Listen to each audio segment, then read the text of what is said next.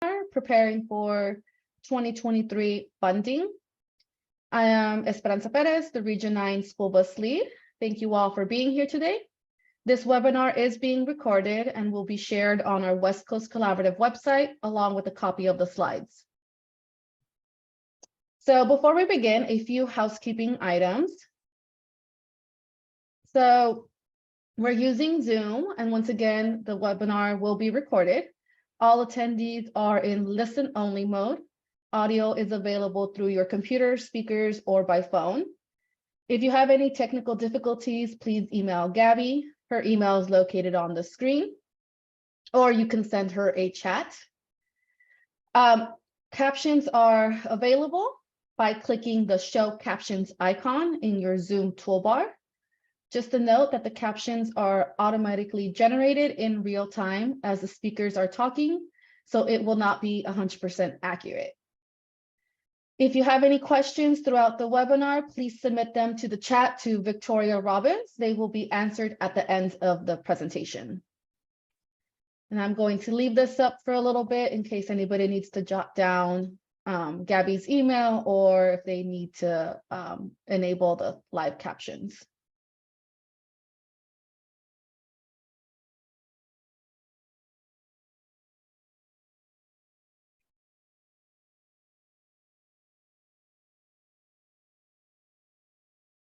Okay.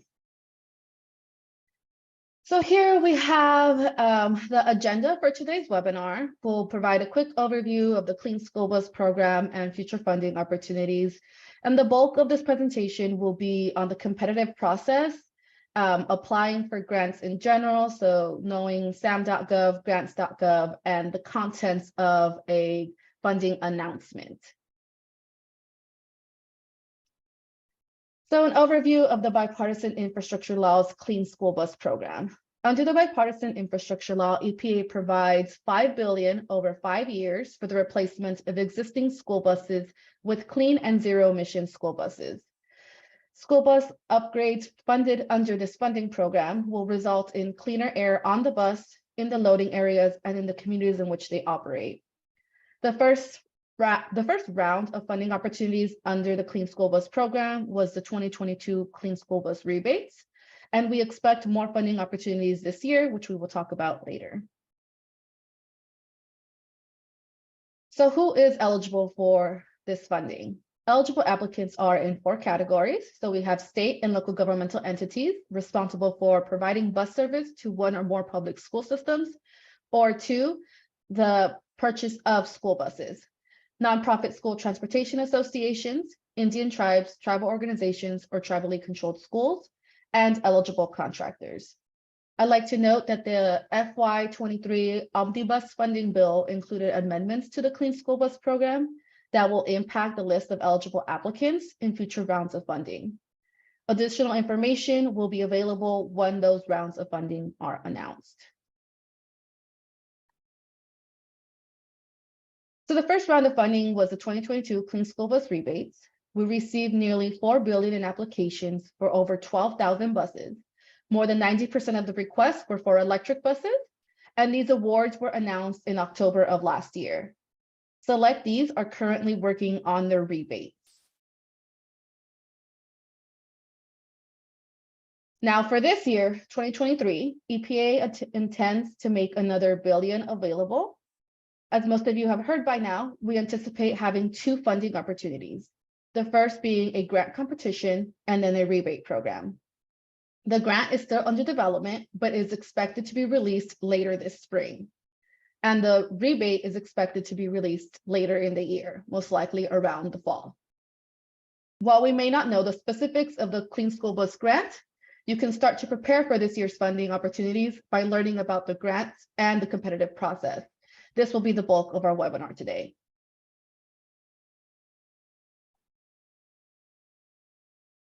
So this is an overview of the competitive grant process that we conduct here at EPA. We prepare the funding opportunity announcement, then we post that announcement on a program office website and on grants.gov. We then receive applications from applicants like you. Then we evaluate those applications and make selections. After selections are made, we issue awards. Now, where do you find these competitive grant opportunities? So to find grant opportunities for EPA or any federal agency, you would go to grants.gov. This is where we post all grant opportunities. This is generally what the grants.gov website looks like. And what you're going to want to do is click on this third tab, the Search Grants tab. Once you click on the Search Grants tab, you're going to see a screen that gives you an opportunity to search by a lot of different criteria. So you can search by keywords, you can search by agency, category, eligibility, etc.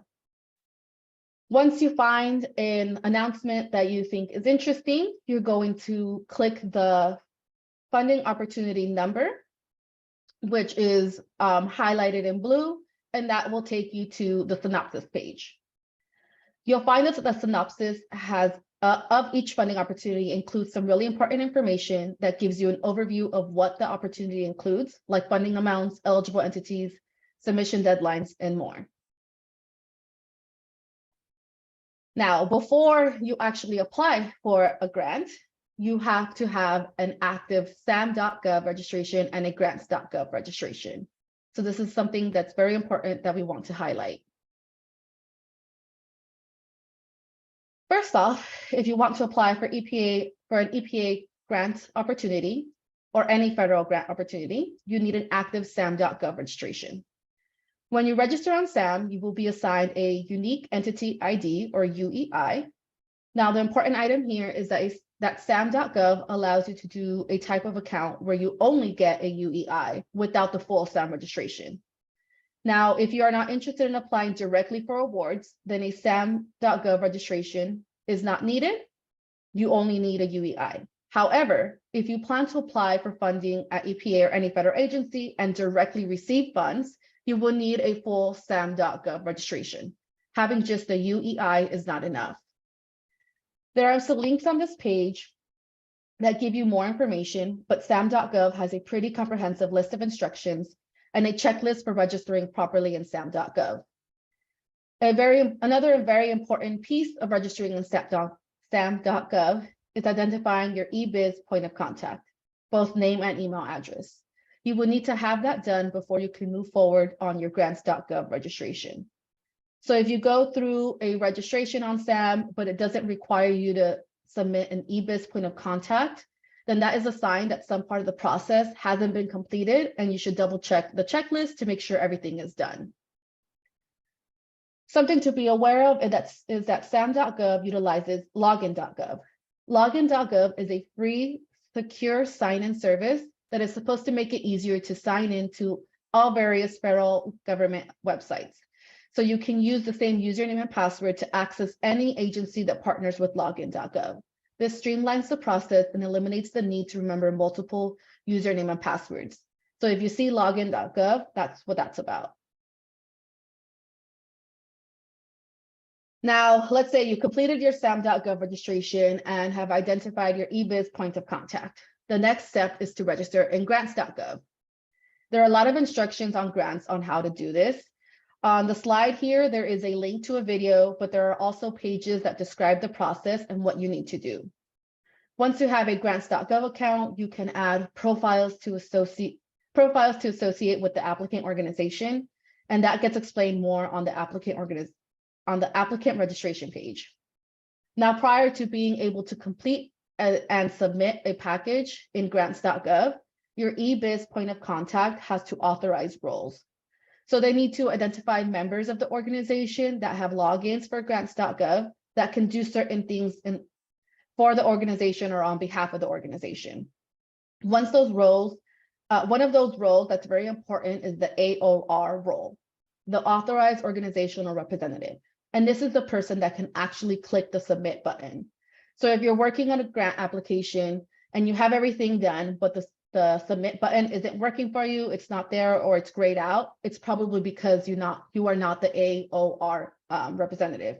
So make sure you know who that is, because that will be the person who can actually submit. And just a note here that grants.gov also uses login.gov. So that should streamline the process for logging in for both SAM and grants.gov. Okay, so let's say that you have your SAM registration complete, you have your grants registration complete, and you have identified that you want to apply for the Clean School Bus funding opportunity. Now, at EPA and at most agencies, each of the funding opportunities announcements have a unique set of instructions and requirements. And for that reason, you need to read them carefully. Some of the information you want to pay particular attention to is eligibility information, deadlines, what needs to go in your application, and how we're going to review your application. And of course, there's more. Now, I said you need to read the funding opportunity carefully. So the next part of the presentation, I'm going to go through the sections of these funding opportunity announcements. Sometimes they can be quite lengthy, which is why we recommend you read the announcement carefully and early on in the application period. So some of the types of announcements that EPA issues are typically NOFOs, or Notice of Funding Opportunities, which were formerly known as Requests for Applications, or RFAs. What this means is you're going to need to submit all forms and certifications that are necessary for award at the time of application. For a list of forms, you can go to the full application posted on grants.gov. Here are some other types of funding opportunities that are much less frequent. So one is the request for proposals, where we request an abbreviated application and only a few forms. And then there's the request for initial proposals, that is a two-phase competition.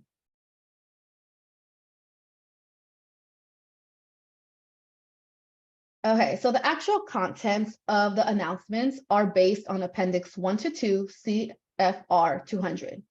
And there is a link here on the slides that you can view and see what we base our content on. It's something that all federal agencies are supposed to do, and it's supposed to make it a little easier for you as an applicant to know what to expect in funding opportunities. And now I'm going to go into each section of a funding opportunity and describe what these sections entail.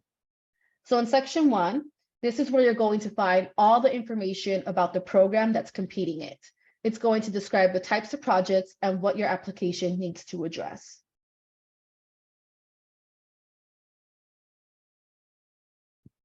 In section 2 is where you're going to find your federal award information. So how many awards we plan to make under that funding opportunity, how much funding we're expecting to award per award and total. Section 3 is where you'll see eligibility information. So this is where you're going to look to figure out what entities are eligible for funding, whether it's states, tribes, nonprofits, who's included, who's excluded, that sort of thing. This is also where you're going to find cost share or matching requirements. Some programs require recipients to provide some of their own funding as part of the project. So it is important to read this section, not just because you need to know whether or not you need to provide cost share, but also because the formula to determine that cost share can differ from program to program. And it's not just the amount or percentage, it can also depend whether it's applied to the total project cost or the federal amount. If you have any questions about whether you're calculating cost share correctly, you can definitely reach out to the point of contact listed in the funding opportunity. This is also the section where you'll see threshold eligibility criteria. Some obvious ones are that you need to get your application in on time by the deadline, that you have to submit through grants.gov, but some programs have additional requirements on top of that. That may require you to address certain program priorities, or that the project needs to take place in a certain geographic location. So this is a section you need to read very carefully. And again, if you have any questions about whether or not you're going to meet any of those threshold requirements, please reach out to the EPA contact listed. In section 3, you'll see a link to additional provisions for applicants incorporated into the solicitation. And in an effort to make our solicitations a little easier to read, we've moved some of our basic legalese to an external website, and we don't include them verbatim in the solicitation. So please make sure you click on the link that's showed on the screen to view all of these provisions.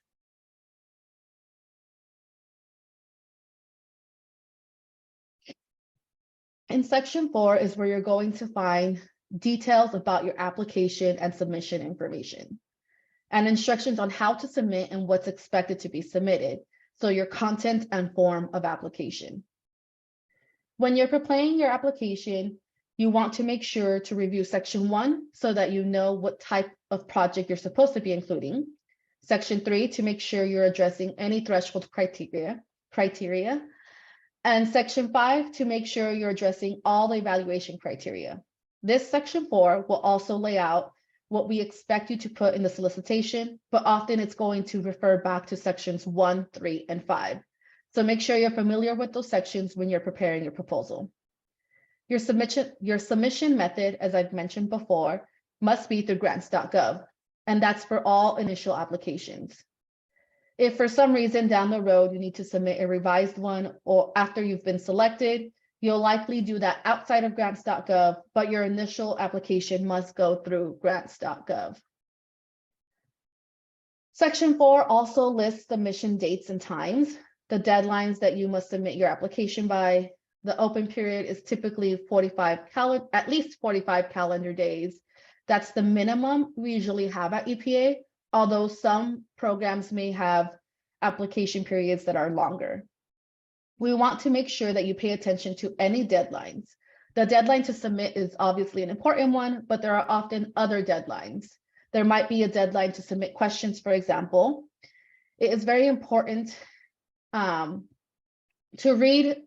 It is very important that at the very beginning of the open period, you read the solicitation all the way through and figure out what your questions are so that you have enough time to submit those questions and get them answered quickly. This section also has additional provisions for applicants, so make sure you review those.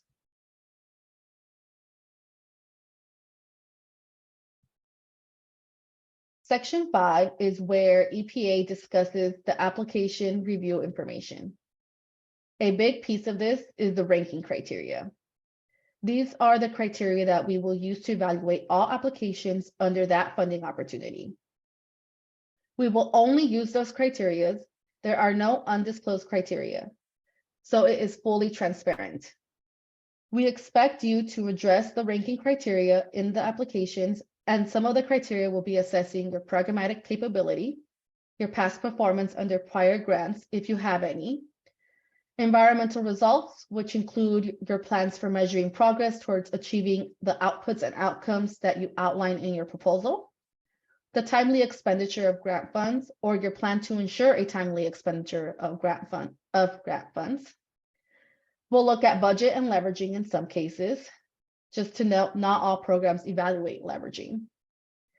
Also, your technical approach is something that we will absolutely be evaluating to make sure your project is sound. Some announcements have something called other factors. They usually are separate from the ranking criteria. They are not ranked, and it is a list of factors that the solicitation official may use to go out of ranked order. When they get a ranked order list, these other factors will be something like geographic distribution. For example, if they are going to make, let's say, 10 awards across the nation, but most of the highly ranked awards are in one region, they may decide to go slightly lower in the list, just so that there is some geographic distribution and not only one region gets all the grant funds. This will also describe the review and selection process and that the program office will be conducting. They are largely the same across all programs, but it's good to read it and understand how EPA is going to make their decisions. And also, once again, check for additional provisions for applicants. And there's a link there as well.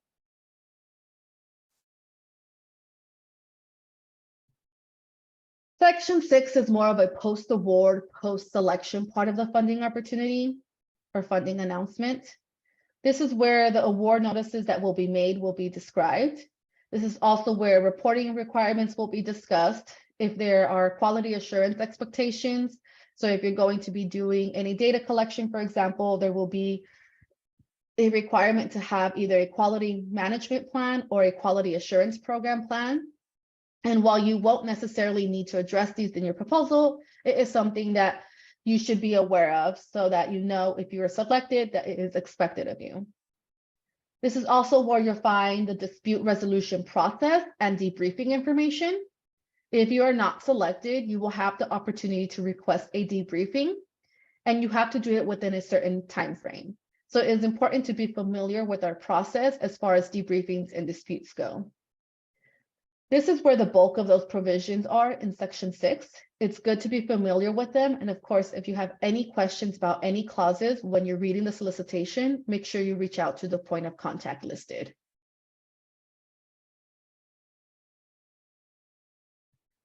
Section 7 is where you're going to find your contacts.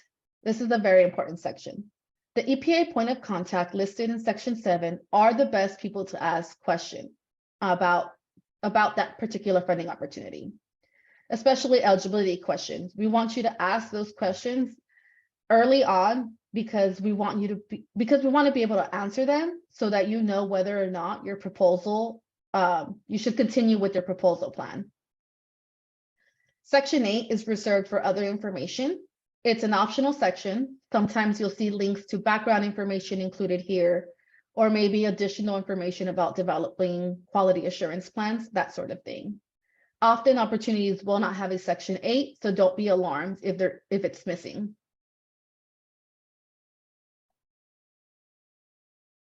Okay, so if there are a bunch of questions about a particular section in the funding opportunity announcement, and it's clear that that people find it confusing and that we should update it, we will do that.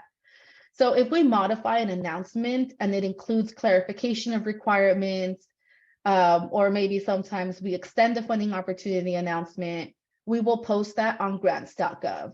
And a great feature about grants.gov is that when you find a funding opportunity that you're interested in applying for, there is a way to receive automatic notifications of any modifications. So you won't have to go back and check multiple times. You will get an email if we change anything. And when we send those notifications, we always describe the changes that we provide, that we make. So if it ends up being a minor thing, you won't have to reread the announcement. And even if it's not a minor thing, we will identify it where in the announcement we have made those changes, so it's easier for you to identify them. Now, evaluation and selection. So once we receive all applications and the open period has closed, we will start the evaluation process. Any applications that get through the eligibility threshold review will be evaluated by the criteria in Section 5. And then the selections are based on the rankings of those applications in combination with those other factors that I mentioned earlier. So for example, geographic distribution. Now, if you are determined to be ineligible, if your application is ineligible, or if you have not been selected, you will be notified and you will have 15 calendar days to request a debriefing. Now, if you are selected, you will also be notified and you will get information on what the next steps are. Sometimes that can include submitting additional information. For example, if you need to complete a quality assurance plan, you'll get information about that. There might be some things that you need to clarify in your application, or you might need to resubmit a form. But either way, the program office will reach out to you and let you know what you need to do. Now, something that I want to make sure to mention is that selection notification is not approval to begin work. This is very important. You have to undergo additional review after you've been selected. And that review is just to make sure your proposal is in compliance with the programmatic and administrative grant requirements. So you will know when to begin your work once you receive the official notice of award signed by an EPA award official. And this is an official document. If you have any questions after you've been selected and after you've received your award, you will also have a point of contact, whether that be your grant specialist or your project officer, and you can always ask them if it is okay to begin work.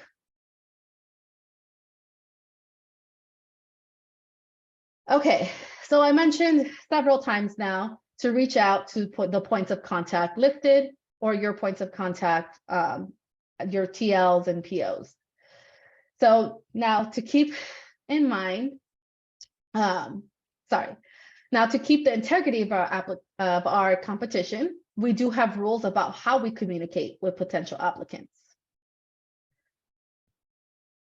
We discussed this at great length in our section 11 of our policy, which there is a link here and you can go over that. But I'm just going to provide a couple of highlights. We provide information on what can be discussed and at what point. So we have limitations on that. We have pretty strict guardrails on any pre-proposal assistance. Programs will often post questions and answers as they receive questions during their open period or maybe from prior competitions, but these will be posted and made publicly available to anybody interested. Some program offices or many program offices will offer webinars during the open period where applicants can ask questions. And this is a great way to ask your questions and get an answer in real time. The information about this kind of pre-proposal assistance is usually in section 4 or section 7 of the funding opportunity announcement. So be on the lookout for that as you read the announcement. Now, if you do reach out to us, these are the types of things that we can help you with. As I mentioned before, we can help with eligibility questions. So if you're ever unsure of whether you or your project is eligible, you can ask. If you have any questions about the administrative aspects of the proposal submission, or just in general, other clarifications, if there is something confusing in the instructions on what you're supposed to submit or what type of project is eligible or eligible activities, you can just ask. And if we can clarify it, we will. And if we can't, we tell you we can't. But it never hurts to ask. If we do need to clarify something to the point where we actually need to modify the announcement, that will be communicated to everybody. Again, it will be posted on grants.gov. So you don't worry about missing any sort of updates just because you weren't the one to ask the question.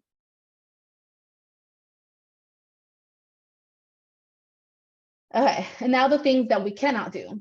We cannot write the application for you. We really can't review or comment on your applications.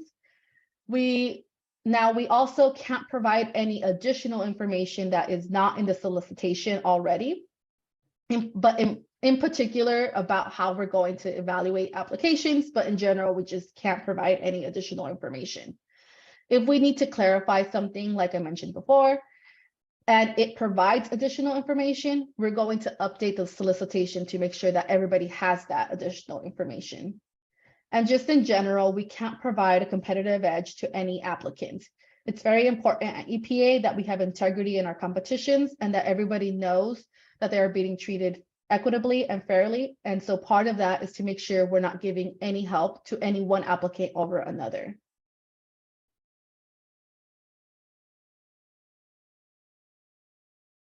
Okay, so now these last couple of slides are more about the technical assistance and resources we have for the Clean School Bus program. So I will go over those, and then after that, we can take some questions. So to better assist school districts as you all transition to electric school buses, EPA has worked with the National Electric Utility Company organizations to support school districts through a utility pledge.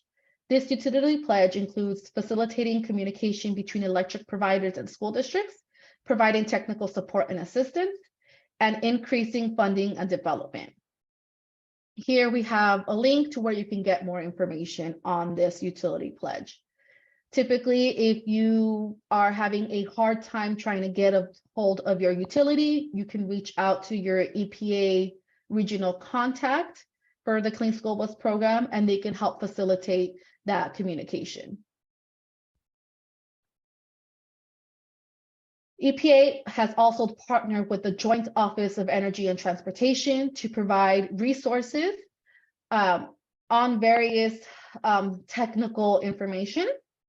So here on the slide, we have just a couple of the items that the Joint Office has prepared. There is a link to this, and you can find this information on the Clean School Bus website or on the Joint Office website.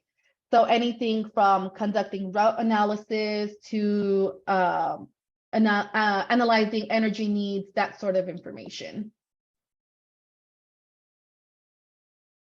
Additionally, we have some electric bus myths.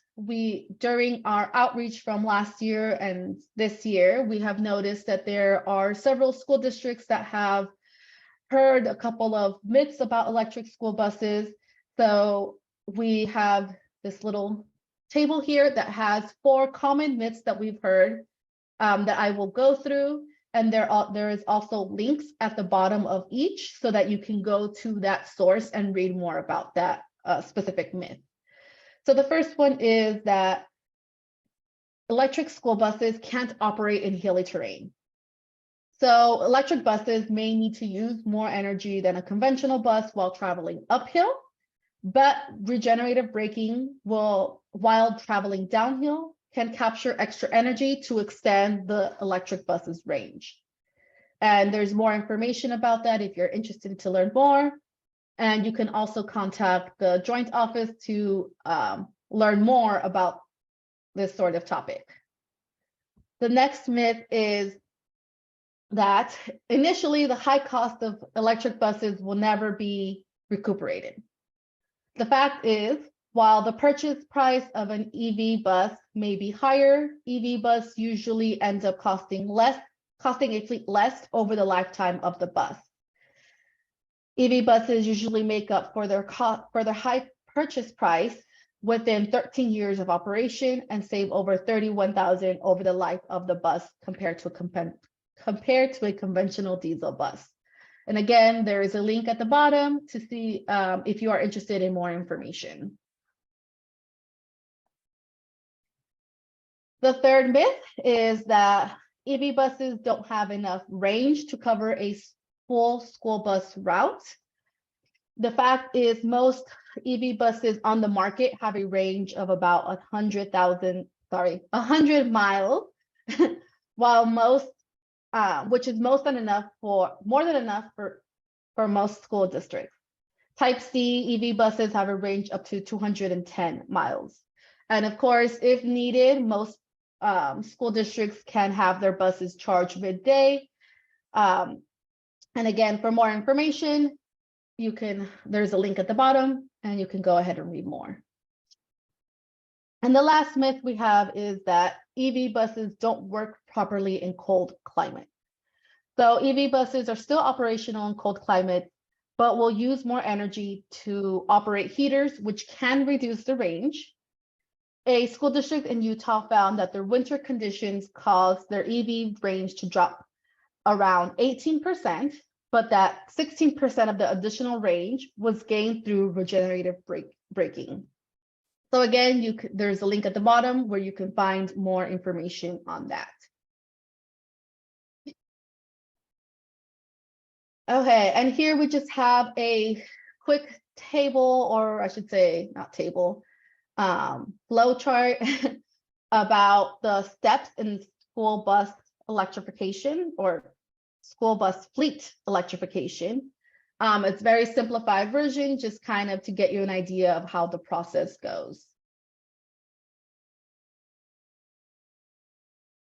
Okay, so our program, like I said, we have $5 billion over 5 years. So we intend to improve on our program year to year. So if you have any comments on the program design, feel free to reach out to us at cleanschoolbus@epa.gov.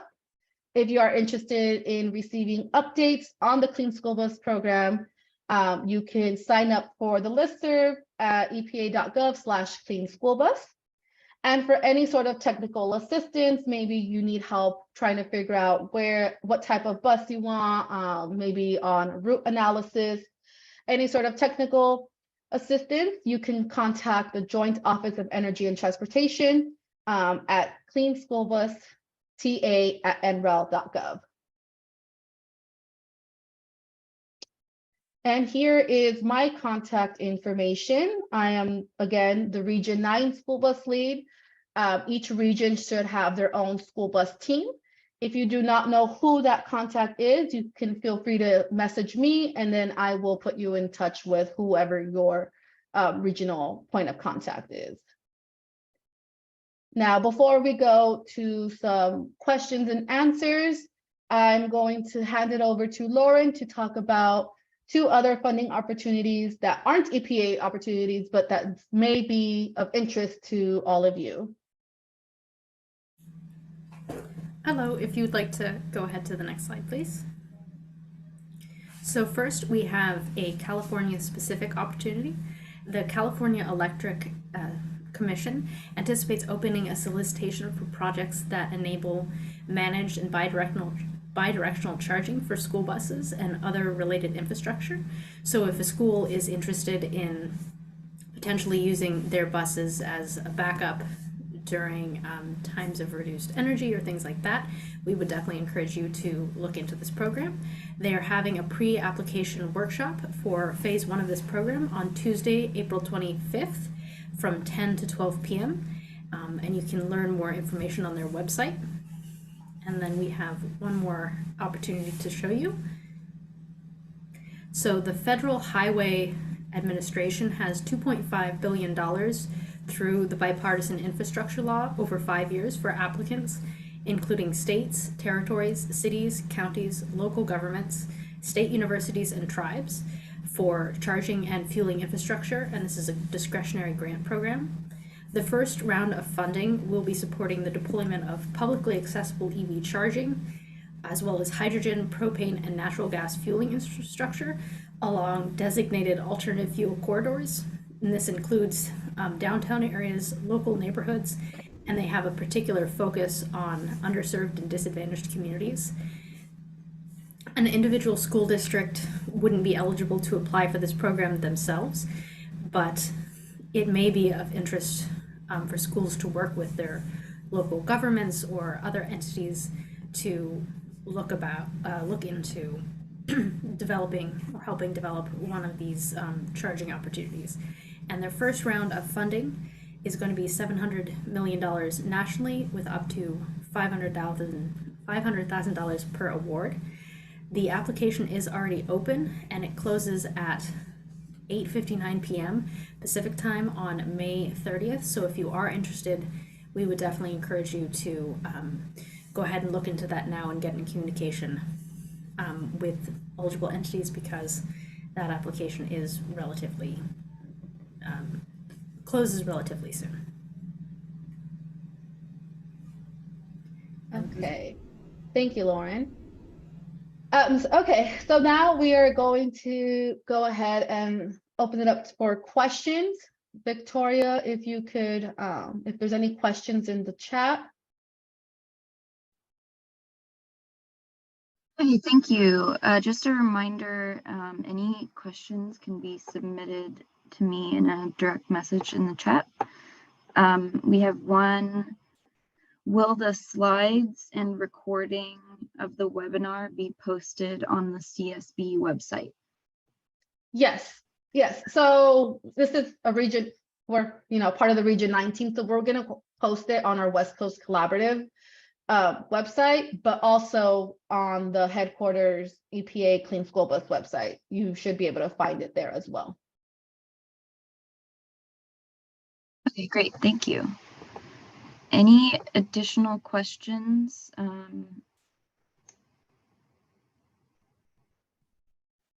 I do see one on my chat. So the question is, past performance under grants, how many years back should you go, and should all federal grants be included even if they have no project relevance? So I believe the solicitation will let you know how many years back they want that information. And I do recommend, even if it's not related to what you're doing now, that you should include that grant information, just to let us know that you do have that grant experience. And if you don't, that is totally fine. It's not going to be like marked against you, but it is something that we do look at.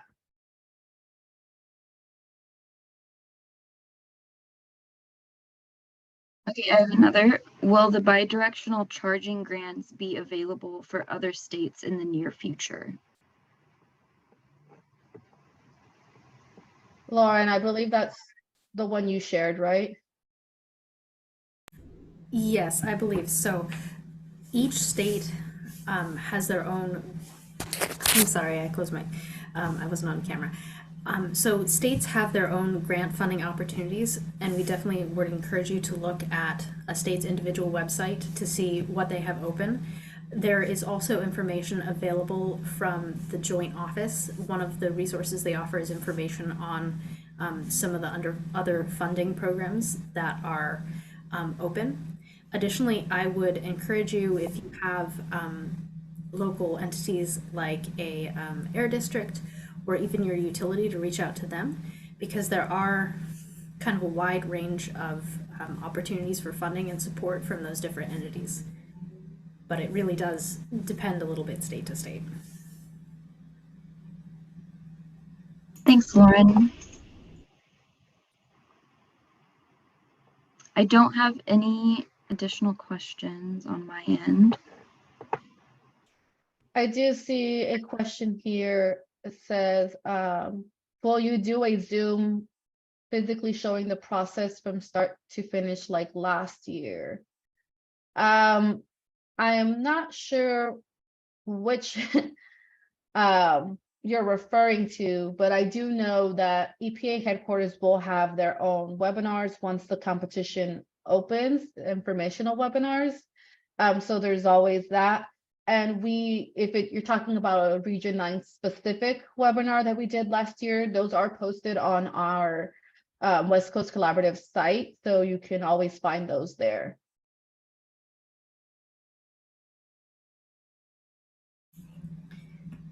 I have a question that came in direct message to me. Has there been a date of release for the grant yet? Question mark, late April? Question. Yes, so there hasn't been a date yet, but we do anticipate late spring. So we are thinking very soon. Exact date, we don't know yet.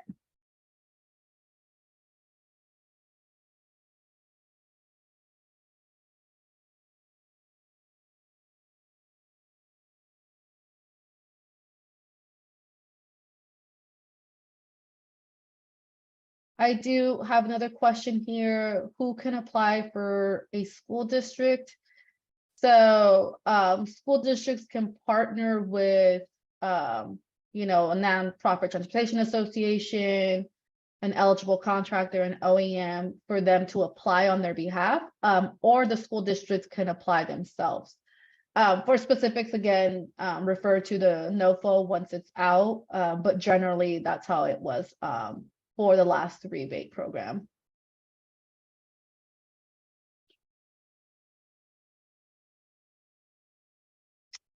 I have another question here. Last year, the rebate requirements for the old bus was 10,000 or heavier, 10,000 pounds or heavier. Will this year's program expand this requirement to allow smaller vehicles? Again, the program is under development, so I don't have that information. I would say most likely it'll stay the same, but again, I can't say for sure.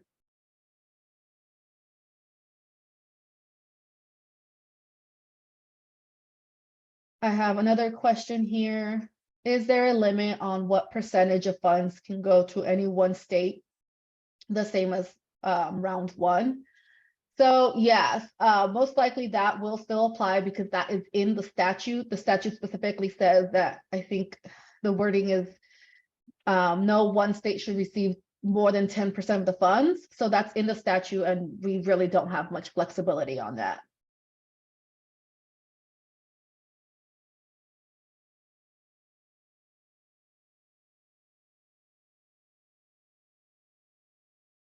I have another question. Can a school bus contractor apply on their own that is not through a school district or dealer? I believe you would have to refer to the program guide on that or the NOFO once it's out. But most likely, you would need to apply with at least a school district, because the prioritization criteria is tied to which school district it's going to serve. But you can, once the NOFO is out, you can double check that. And if you have further follow-up questions, feel free to email me directly and I can follow up on that for you.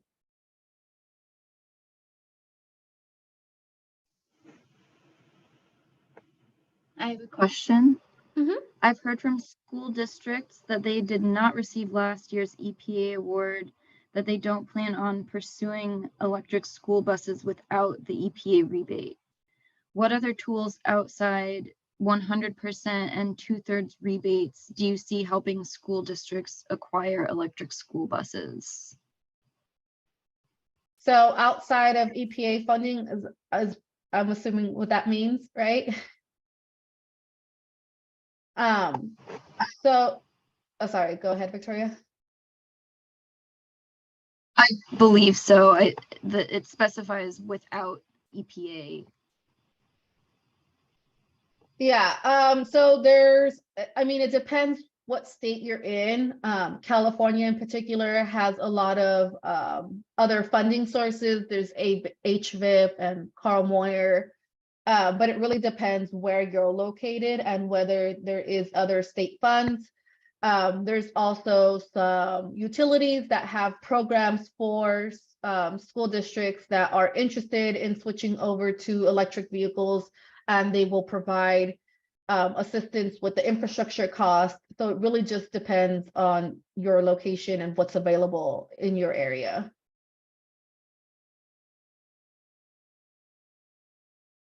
Although we do hope that you will apply for EPA's Clean School Bus. Maybe not the grant, maybe another rebate. There's a couple more years left of this, so we do hope that you do apply.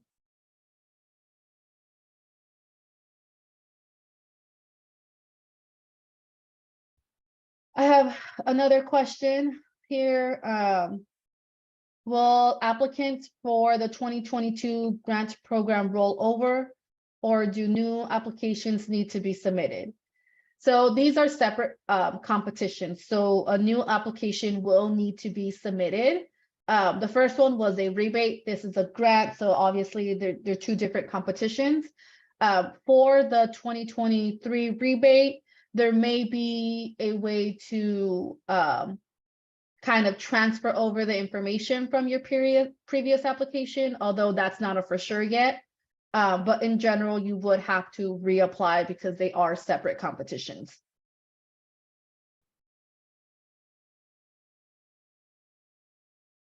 I have another question here. Is the wait list from last round still valid? So the wait list from the last round is for that program, that competition.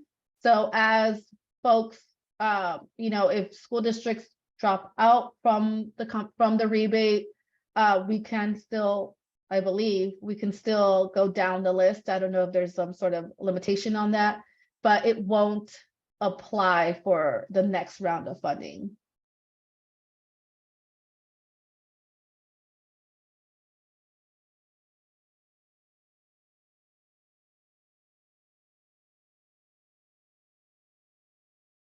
I see another question here. The 45W tax credit, commercial EV tax credit, which was passed in the Inflation Reduction Act, is available to entities like school districts, even though they are tax exempt and are public entities. I have heard that EPA, like other federal agencies, has been in discussion with the IRS on these. How would this credit be used or stacked with the Clean School Bus grant or rebate program? I honestly do not have much information on that. I can follow up with you afterwards. That was more of a headquarters particular question. And I do know that they are trying to figure out how that can be, worked with the Clean School Bus program, whether it can be stacked or not. But I don't have that information.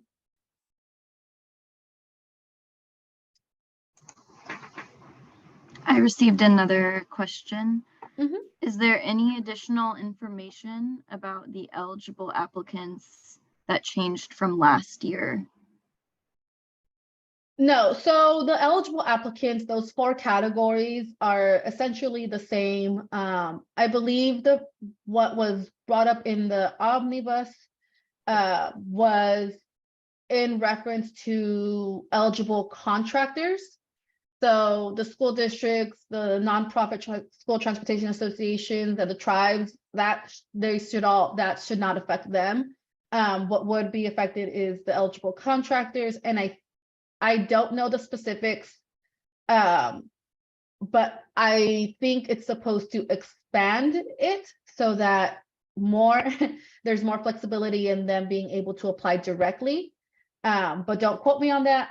That would be that information will be available in the NOFO or the rebate once they're out.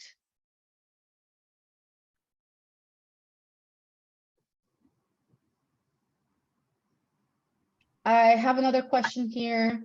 Does the interest in the EPA round 1 program benefit the scoring of the second round? Will a district that won in round 1 be eligible to win round 2 as well? So they're 2 separate competitions. What happens with round 1 is not going to affect round 2. So if you were or weren't selected, that shouldn't affect your round 2 application. But again, the NOFO was going to provide very specifics, right? I can't say what it will and will not say.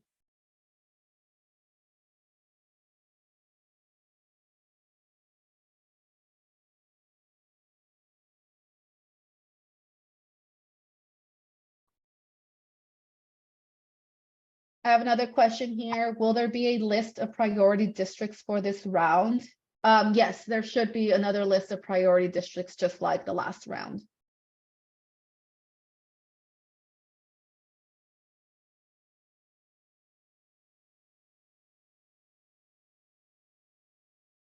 I have a question. Are there any guidelines regarding the economic status of applicants to qualify for the grants, such as poverty level or some other metric?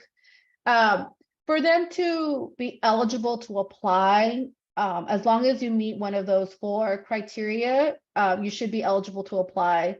What the economic or poverty level, that sort of thing would affect is the prioritization.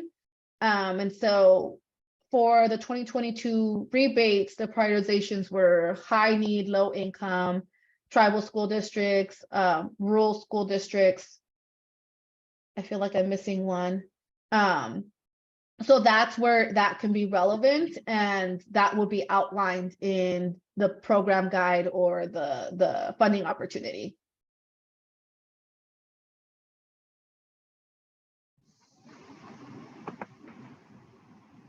I received another one. Mhm. Do you have any more ESB myths as part of the technical assistance? I believe there's more resources on the Joint Office website. On this slide, I don't have more off the top of my head, but there is more information there, and also on our technical assistance page. I think it's called technical assistance. So also on our Clean School Bus website.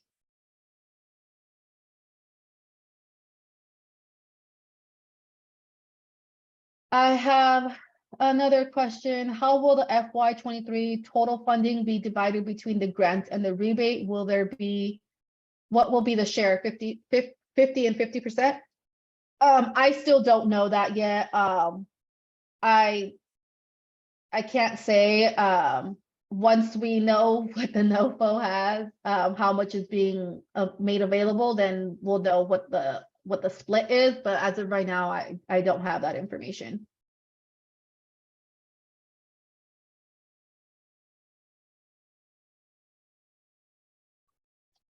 I have another question here that says, can you screen share the requirements again? Which requirements, or what slide in particular? If you can clarify, I will be happy to move to that slide. The difference between the grant and a rebate. So the grant process is a lot longer than the rebate. So if you participated in the 2022 Clean School Bus rebates, it was a very simple application. You provided your school district information, the fleet information, and what the technology you wanted to switch to, right? If you're going from diesel to electric to propane or CNG. Very simple information that was required.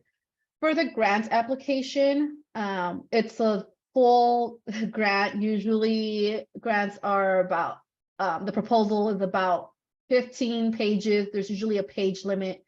And it asks for a variety of information. So if you look through the different sections of the program, of the slides that we went through, it kind of outlines what we ask for. So we'll ask for like your programmatic capability. We'll ask for like timelines, a budget, and then there's a lot more narrative that goes into it. And so it's just a lengthier process compared to a rebate, but it also provides some flexibility in what you can do. Whereas the rebate, it was just, you submit these, 10 buses and they're going to replace, and that's it. Whereas the grant, you might have more flexibility. I can't say exactly how, but it's a much lengthier process. Hopefully that wasn't too confusing. The 4 entities. Oh, okay. So I can go back to that.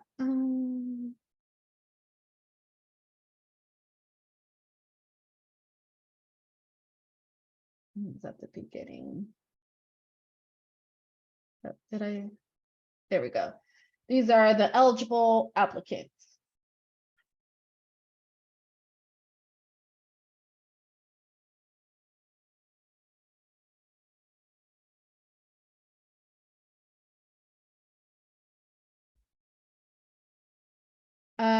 So I have a question here that says, I have been told that you have to register with trucks. I have old buses that they don't have any paperwork with them, and I can't find the numbers they want. What do I do? That's a good question. If you can send me an email, and I can try to figure out if there's any sort of alternative.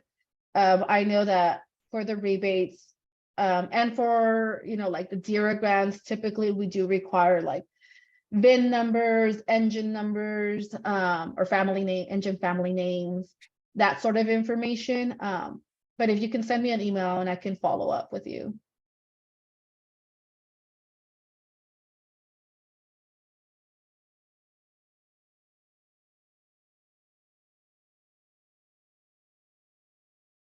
I did see here, if we can share the EPA Clean School Bus contact representative for Region 6. Yeah, I can, my team, Victoria or Lauren or Gabby, if one of you can put that in the chat. Or send it to me and then I can respond to this person. I don't know off the top of my head, sorry.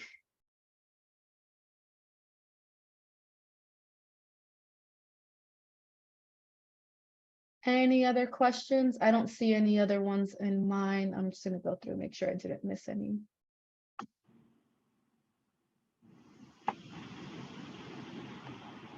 Oh, I have one more. Can you provide the URL for the, it says ESB website, but I'm thinking it means CSB website. Oh, the Clean School Bus website, yeah. Yeah, we can put that in the chat. Thank you.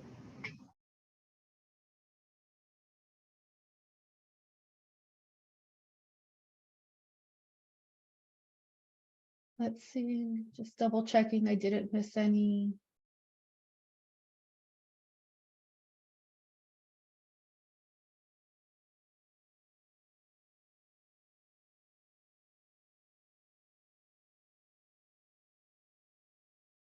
Oh, there's a question here for grants closing On May 30th, isn't the floor 500,000 and the ceiling 15 million? I am not 100% sure. Lauren, do you know?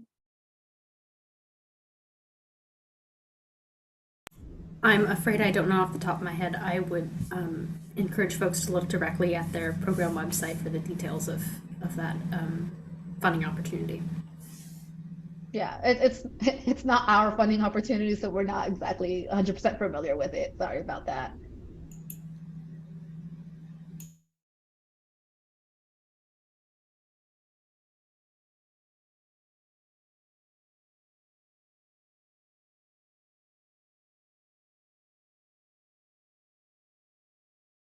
Okay, if there are no other questions, I think we can wrap this up. Again, if you have any questions, if I'm your point of contact, feel free to reach out to me. And if I'm not, I can put you in contact with whoever your regional point of contact is.